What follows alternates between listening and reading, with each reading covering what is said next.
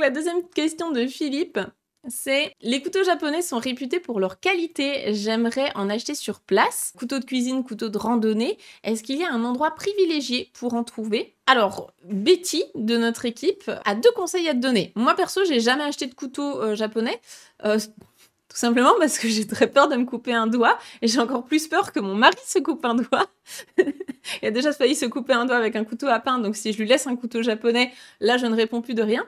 Donc les couteaux japonais sont interdits chez nous pour des raisons de sécurité, mais si tu es moins maladroit que nous, effectivement, tu vas avoir des très très bons couteaux au Japon. Ils sont vraiment réputés pour ça. Donc Betty te conseille 2 endroits. Le premier, si c'est sur ton itinéraire, ça va être la ville de Seki, dans la préfecture de Gifu, donc au centre du Japon. La ville est réputée pour ses couteaux. Il y a même un musée du katana et une boutique très complète à quelques pas. Donc Betty, elle te dit j'ai habité à côté. Et pour moi, c'est vraiment un endroit que je montrais à tous mes amis français et japonais qui venaient me voir. Donc vraiment, pour elle, c'est un peu son osusume. Sa recommandation à elle, ce sera ça.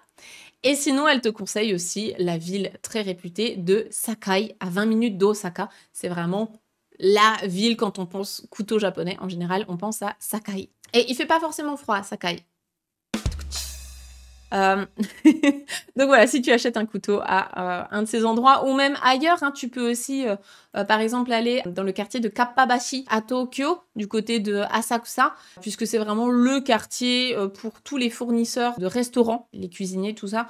Donc tu peux aussi aller voir de ce côté-là, mais c'est vrai que la ville de Sakai, c'est vraiment la plus réputée pour ça. Et donc, la recommandation de Betty pour la ville de Seki, préfecture de Gifu.